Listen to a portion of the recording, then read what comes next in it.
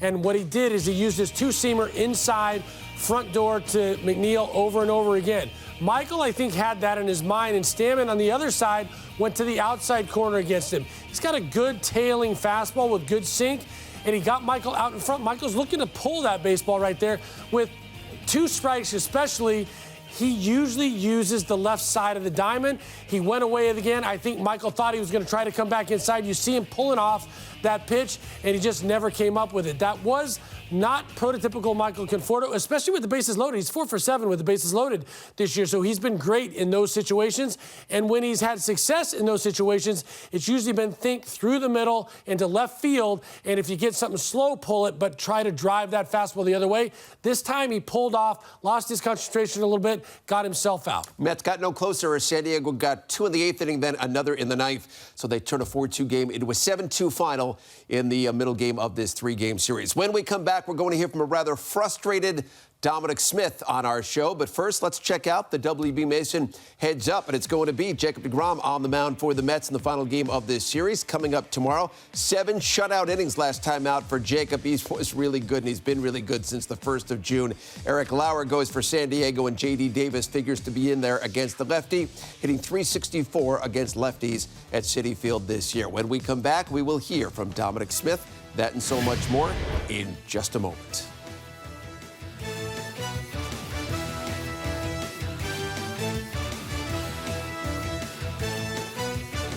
Not all technology is created equal. The 2019 Nissan Altima has advanced tech that Camry doesn't, like intelligent all-wheel drive. Guess there's some places Camry just can't go. Now, get a low $199 per month lease on Altima.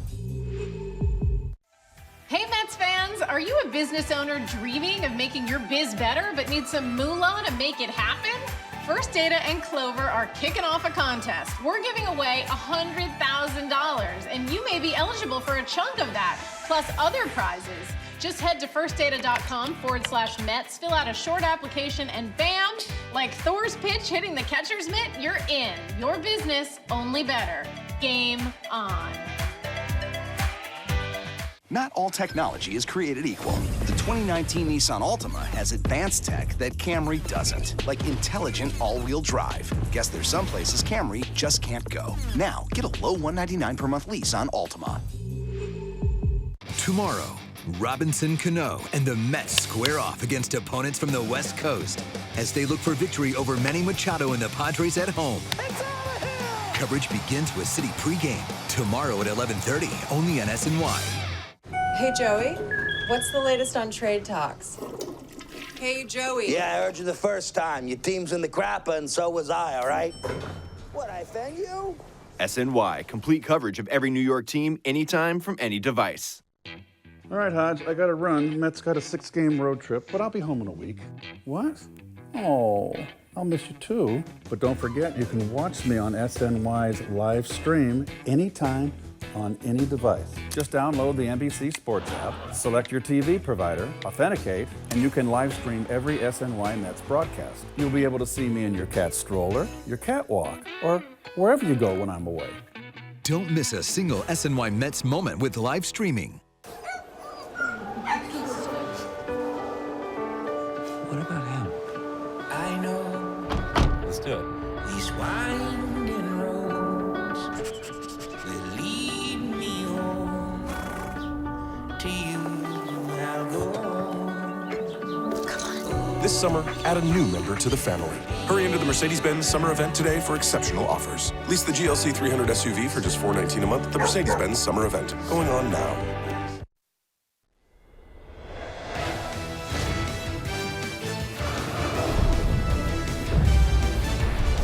The Subway Wrap-Up Show. Make it what you want.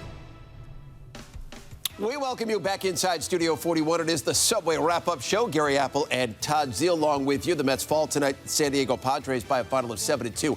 Noah Syndergaard, the losing pitcher, he did battle through 7 innings. The defense behind him was not great tonight. It was a difficult night for Dominic Smith out in left field. Let's hear from Dom right now. Dom, Mickey was talking about how on that one pop-up that dropped in front of you, he thought maybe pulled up again a little bit. Did it at all contribute what happened the other night and the play from last year again? Does that still pop in your mind when you're coming in on those?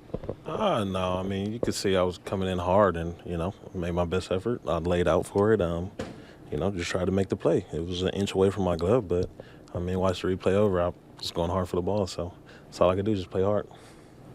Is it something that, you obviously played a really nice left field for the last month or so, and then you have that one play. Does that at all alter your confidence out there, just given still the inexperience in left? I don't want to say altered your confidence, but it's very frustrating because, we get here so early every day and we put in so much work to be prepared for the game, and then you get your 1 or 2 chances and stuff like that happens. Like I said, it's very frustrating because, like I said, we do everything we can to come here early and do what we can to play a good game out there. And like I said, you get 1 or 2 chances out there, and when that stuff happens, you definitely do get frustrated. After one of the plays, I think it might have been the line drive that went over your head, I think Conforto and Rojas, a couple of guys came over to you and were talking to you about something. Seemed like they were trying to give you a bit of a pep talk. What did they say to you there? Oh, they just told me just keep playing hard. It's a tough play. The ball's hit hard right at you, and, it doesn't matter how much you practice, live in-game reps, it's the only thing that's going to get you better. Like I said, I haven't had a ball hit to me like that all year. So, for me, like I said, it's just a learning experience, and it's just something that you just get better at, you work on, and you just make sure it doesn't happen again. Don, there are some things in the outfield that you can't really practice, as you said. Does that make the kind of on-the-job training challenging and difficult? It's baseball. It is what it is. You just got to continue to get better and just play hard. And, that's all we do. We just try to play hard. And, like I said, we've been working on all this stuff. And, the in-game reps is the only thing that's going to show you true, true reads or how the ball is truly moving. It's hard to simulate that in practice. But, like I said, it's baseball. You make errors. It's part of the game. It's not my first. And probably won't be the last in my career. And, nobody's perfect. We strive to be perfect. But, like I said, it's just stuff that you got to keep working on. And, you just can't let it happen. From a team perspective, how frustrating is it that you weren't able to build on last night's win as you start a key homestand? Yeah, of course it's tough. We played well last night, and, we had them on the ropes a couple of times today. We just weren't able to put up enough runs. And that's just something that us as the offense just have to keep working on. I know we pitched well. And like I said, we just got to get those big hits, and we got to come here tomorrow and prepare early game tomorrow and try to jump on them early. What do you say to yourself to shake it off before you come in tomorrow? Just get a good night's rest. That's all I can do. Like I said, I'll probably be thinking about it all night, but, it's just the nature of, being passionate and caring about the game. But, like I said, we have 10 more games left, and, that's all we can really focus on and look forward to. We can't erase the past, but we can just keep trying to build every day and keep trying to get better. So a couple of things Dominic said right there. He's going to probably be thinking about this all night. He's a young player who had a tough night out in left field. Also said there's no way you can practice this all you want. You come in early, you can practice, but unless you're in a game situation at game speed, that's really how you learn how to make these plays. It is. You can get a little bit of that training during batting practice. Balls hit hard. You get some reads off him, but he's right. When you're in a game situation, ball comes off the bat a little bit differently. There's going to be things that he hasn't seen before. He talked about it tonight. A line drive hit hard right at him off a guy like Tatis, who's one of the most prolific young hitters in the game. The ball jumps off his bat. It may look different to him than anything he's seen. That ball gets over his head. But what I really kind of can relate to with Dom Smith is being able to stand there in front of his locker. I've been there. I've had bad games. And to stand there and understand, hey, you got to hold yourself accountable, go back, probably not get any rest because you're going to be thinking about it, and then wash it away and get ready to play a ball game tomorrow. You can learn it during batting practice. And listen, you played the big leagues for 16 years. I never played the big leagues. But when you've got a shortstop going out full speed, right, which you don't have in batting practice, and then you're coming in full speed, there's really no way to simulate that. Is there in a practice situation? Not really. That's a field play. Yeah. I think you hit it on the head. That's a field play. He's had one time it resulted in a collision. One time it resulted in an error and a play that was a game-costing play. And then today, I am actually kind of in agreement with what he said there, that he was coming in hard. I think he took his best chance at it. He didn't think he had an opportunity to catch it on a full sprint, so he tried to slide, reach out, and catch it. He probably hasn't done that a whole lot in his career as well, so he thinks he made the effort there. I agree with him on that one, but it is a tough play, and it is all about feel. So, rubber game of this series coming up early tomorrow. It's a noon game, 11:30 pregame show here on SNY. Jacob deGrom going to be on the mound for the Mets. His last time out against the Giants, brought to you by Subway. He was so good in that game. 7 shutout innings. He gave up just 3 hits. He did walk 3, but he struck out 10 in the game. It was a no decision for Jacob deGrom. That was the game they lost in 10 innings out in San Francisco. So Todd and I are going to be back along with you for pregame coverage beginning at 11:30 tomorrow. So for Todd Zeal, I'm Gary Apple. We thank you for joining us. The coverage does continue here on SNY. It is Geico Sports Night, and that begins right now.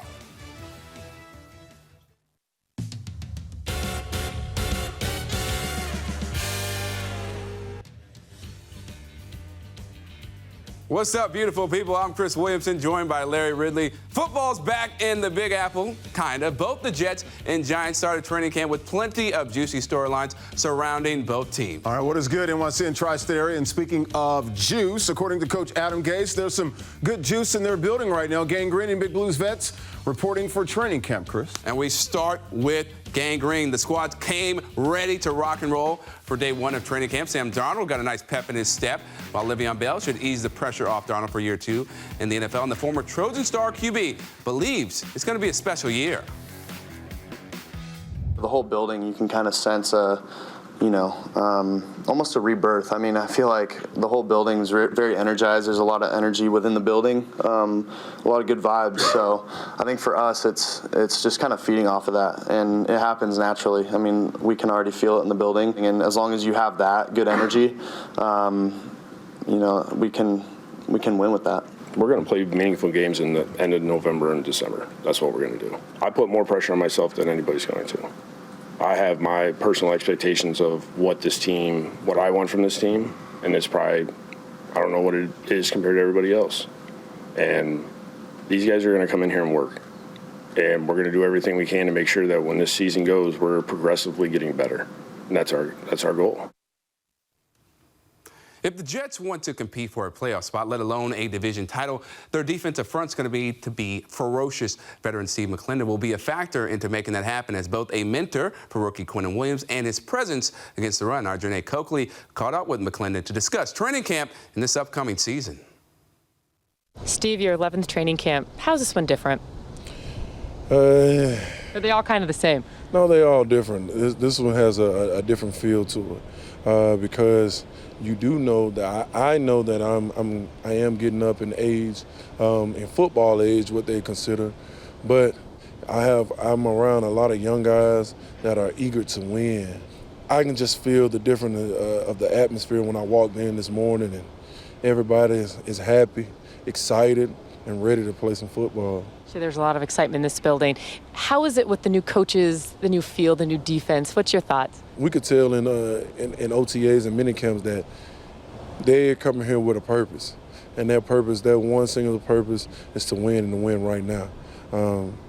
I take my hat off to Coach Bowles. I love him to death. And I'm thankful for everything that he has done for me and the organization while he was here. But these coaches trying to come in and just trying to win, that's it.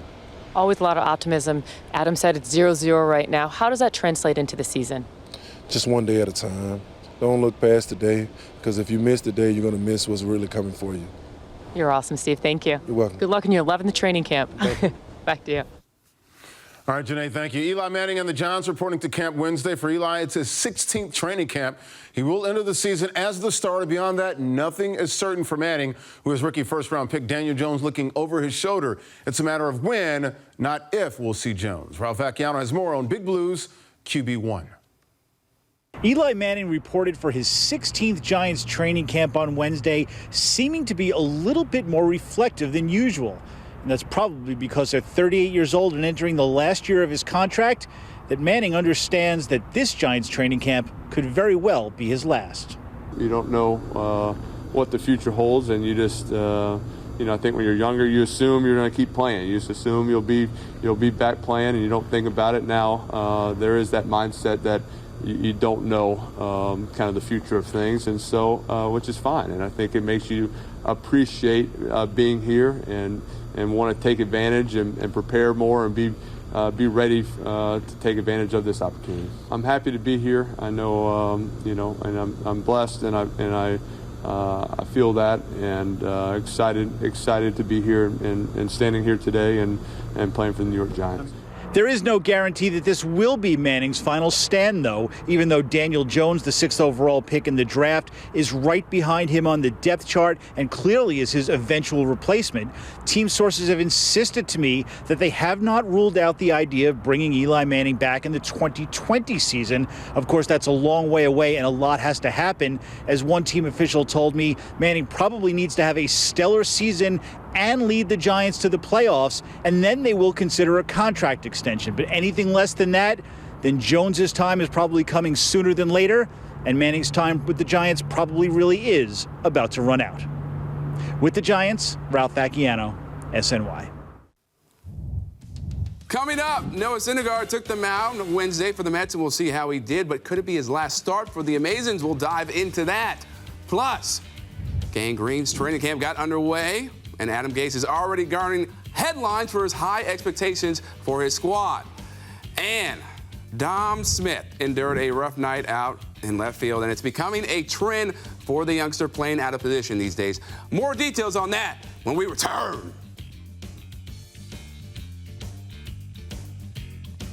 Geico Sports Night is brought to you by Geico. 15 minutes could save you 15% or more on car insurance. Visit geico.com for a free rate quote.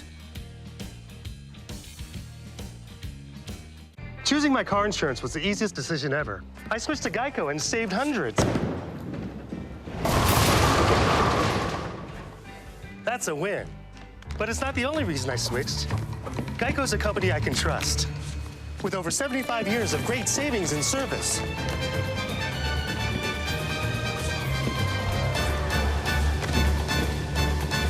Now that's a win-win. Switch to Geico. It's a win-win. What's the role of a car company?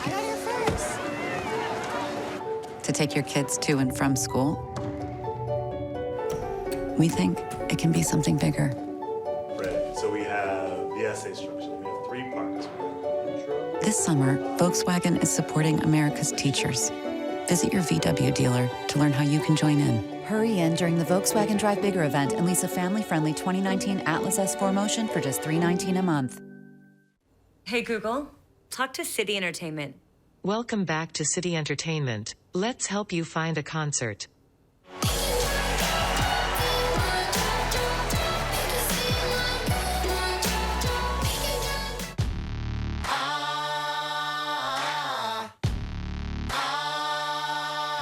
When you're the most awarded SUV ever and the most capable, changing how you're seen is as simple as changing your scenery. Have it all at the Summer of Jeep with a great deal on Jeep Grand Cherokee. Well-qualified returning lessees get a low-mileage lease on select 2019 Jeep Grand Cherokee models for $209 a month. Make sure you're at Citi Field for all the amazing moments this season with the Amazing Mets Pass. For just $39 a month, you'll get a mobile ticket to nearly every regular season home game, including all weekend games. Even at the last minute, you know you can get into the game, and at a fixed price, too. The Amazing Mets Pass renews automatically each month, so there's never a need to make additional purchases. For more information, visit Mets.com/pass. The winner of the 2019 Motor Trend Car of the Year and North American Car of the Year can now be on display in your driveway. Now lease a Genesis G70 from $319 per month for 36 months. Hurry into your local Genesis retailer for this exceptional offer. Tomorrow, Robinson Cano and the Mets square off against opponents from the West Coast as they look for victory over Manny Machado and the Padres at home. Coverage begins with City pregame tomorrow at 11:30, only on SNY. Mets looking to make it 2 in a row over the Padres. San Diego threatening right away against Noah Syndergaard. Runners on the corners and one out top first. Eric Hosmer, liner right back to Syndergaard, makes the catch, throws over to first. Pete Alonso completing that double play there. Bottom of the inning, man on second. Michael Conforto, little bingo, back up the middle. RBI single. The Mets jump out to a 1-0 lead. And the Mets Below the bases, 2 out, same inning. But unable to cash in. Ahmed Rosario, he punts out to right. And that ends the threat there. Top of the second, Padres with a run on third, 2 outs and 2 strikes to Austin Hedges, and he singles back up the middle. Little bingo there. The game is tied at 1 there. Padres take the lead in the third, then Hunter Renfroe with the grounder through the hole, and it goes under the glove of Dom Smith, and oh, he struggled out there. Another San Diego run comes home. Then they would lead 4-2, bottom of the 7th. Mets bases loaded, but Craig Stammen gets Michael Conforto swinging to end the threat. Top of the 8th, San Diego tacks on more. Jeurys Familia allowing a long RBI double to Austin Hedges off the wall there over Conforto's head. The Mets lose 7-2 the final. After the game, here's Dom Smith on the issues in left field. It's baseball. You know, it is what it is. You just got to continue to get better and just play hard. And, I mean, that's all we do. We just try to play hard. And, like I said, we've been working on all this stuff. And, the in-game reps is the only thing that's going to show you true reads or how the ball is truly moving. It's hard to simulate that in practice, but like I said, I'll probably be thinking about it all night. But, it's just the nature of, being passionate and caring about the game. But, like I said, I mean, we have 10 more games left, and, that's all we can really focus on and look forward to. We can't erase the past, but we can just keep trying to build every day and keep trying to get better. Time now for Baseball Night in New York with John Harper. And John, what we've seen here over the past few days from Dom Smith, are the Mets running the risk of destroying his confidence with keeping him out there? Yeah, I think you could hear it in his voice, Chris, that he was a little bit shaken after that game. And it's understandable. I mean, I thought he looked okay until these last few games, the one in San Francisco and now tonight. And it kind of piles up on you when things go bad because you're out of position. You don't really have confidence there when things like that happen. And you'd hate to see it mess with him because I think he is going to be a really good hitter. They have to make a decision what they want to do with him. I think, look, I'm going to keep running him out there for now, though, because I want to find out, can he do it or not? The Mets have a lot of decisions to make in the outfield going into next year. What is Smith going to be? Are they going to end up using him as a trade chip? Because he does have value as a trade chip, or are they going to try and play him out there? So for now, I think you got to keep playing him. Even if he keeps making these errors, I know the season is pretty much, it's never over until it's over, but I know it's over. It's over. No optimism. No, it's over. But that's what. Listen, that's what this is for now. Find out if he can handle it. Find out if he can handle it mentally, and if he can go out there and continue to get better. Because he hasn't had a lot of reps out there. That's partly on the Mets. He wanted to take outfield reps in spring training. They wouldn't let him. So I don't put a lot of this on him. He's got to learn on the fly. And I think for the most part, he's done a good job. When it goes bad, it really goes bad for a guy who doesn't know what he's really doing out there. He makes some good points. I think with the season pretty much over, get him out there. You could say it, Chris. I like to be an optimist, okay? But moving to Noah Syndergaard. So with Madison Bumgarner basically off the trade market, do you think Syndergaard is the best pitcher available? And if so, should the Mets make it more of a priority to shop him? Well, I think they should listen for sure, just because, again, they have a lot of decisions to make in so many areas going into next year. What are they going to do? If they want Syndergaard back, are they going to try and build without him by getting a package for him, including pitching and hitting? I think you got to listen, but at the same time, for me, I think it makes more sense to trade him. If you're going to trade him seriously, try and trade him and do it in the offseason, because then you can bring all the teams in baseball into it, teams that aren't in contention right now. And the part of it is when the teams that are in contention now, they're not looking to give you back major league ready pieces because they're trying to win. So you're dealing more with prospects. And the Mets are going to try and win again next year. You need to bring in guys that are ready to play right now. So I really think it's probably in their best interest to wait until the offseason. But you kind of listen because you never know. If like you said, he might be the best arm out there. If that's the case, one team might be desperate enough to throw you a huge package where you just say, let's do it. So if it's like 5 prospects or something. Yeah, I mean, maybe so. You never know. Yeah. All right, moving to the Yankees. They have some good arms, but their bullpen, not just their starting rotation, their bullpen has looked very shaky recently. Aroldis Chapman, Zach Britton. When it comes to that, do you think they should be looking at a reliever, not just a starting rotation for the trade deadline? Yeah, they might have to because, as you said, I mean, you need more from than what they've gotten lately from these guys. And I don't know. I mean, I think if Betances comes back, that would be a huge step in the right direction for them. But we talked about how great this pen is, but when it's not getting it done, then it doesn't matter how many guys you have out there. And right now, they're not using Chad Green in the late innings, so he's kind of out of the mix as a late inning guy. So I wouldn't be surprised if Cashman goes and gets another guy. He got Britton last year at the deadline, and he helped him. But Britton hasn't been that guy that he was before the Achilles injury. He still has those nights when he has hiccups, and so I wouldn't be surprised to see them go get another guy. They should. In addition to a starter. Right, because that's what's going to put them over the top to get a World Series. John Harper, it's always a pleasure. Now, let's send it back out to get Larry. All right, Chris, coming up next, we'll head back out to Florham Park to check back in with the Jets, their head coach. Well, he's making some bold statements why Gang Green will make major strides in 2019. Plus more on the G-Man. Eli Manning will not have Odell Beckham Jr. to throw to this season. How will the Giants' other wideouts fill the void left by OBJ? You're watching Geico Sports Night right here on SNY. Don't miss the action this summer when New York's only professional tennis team, the New York Empire, take the court July 14th through 30th at the Kerry Leeds Center for Tennis and Learning in fast, exciting team competition. Watch the best tennis players in the world face off in world team tennis action, including top American star John Isner, U.S. Open champion Sloane Stephens, U.S. Davis Cup captain Marty Fish, and tennis icon Venus Williams. For tickets, go to nyempiretennis.com. We are sisters, and we just moved in together. Why Alyssa and Aaliyah chose Fios. We stream so much. A lot of the times, Alyssa is watching TV on her laptop, using her phone, also using her tablet. I am really good at multitasking. Because I'm awesome. A little. The best internet is even better at our best price. Switch now and get our fastest speeds available, plus a free Chromebook on us. That's Fios.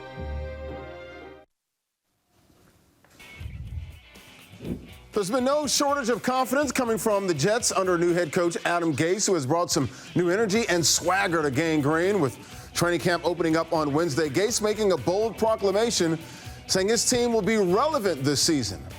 Here's Connor Hughes with more on Gase. Adam Gase didn't exactly dethrone Joe Namath as the owner of the most influential guarantee in Jets team history, but he did set the tone for the 2019 Jets this year. They're going to play meaningful football in November. They're going to play more meaningful football in December. You know, the Jets underwent some significant change this offseason. New coach, new GM, a rebirth, as Sam Darnold described it. And the way that you look at this team right now, it certainly does seem like they are ready to compete in 2019. Super Bowl, probably not. Divisional title, that might be pushing it. But the Jets should be, as Gase said, playing meaningful football towards the end of the season. The offense, a former barren wasteland of talent, suddenly has playmakers. Le'Veon Bell, Jamison Crowder, Chris Herndon in year 2, Robbie Anderson in year 4. The defense has a brand new leader in C.J. Mosley, Jamal Adams, who looks like he is ready to take over as one of the better players in the NFL and arguably the NFL's best safety. That's enough to win football games. That's enough to position the Jets to win 8, 9, maybe 10 games. And if you get to that point, maybe the playoffs aren't out of the question. It's certainly a new era here in Florham Park, and the Jets are ready for it. All right, Connor, Jets trying to get back to the playoffs for the first time since 2010. For Chris Williamson, I'm Larry Ridley. Thanks for watching Geico Sports Night, folks. Make it a good one.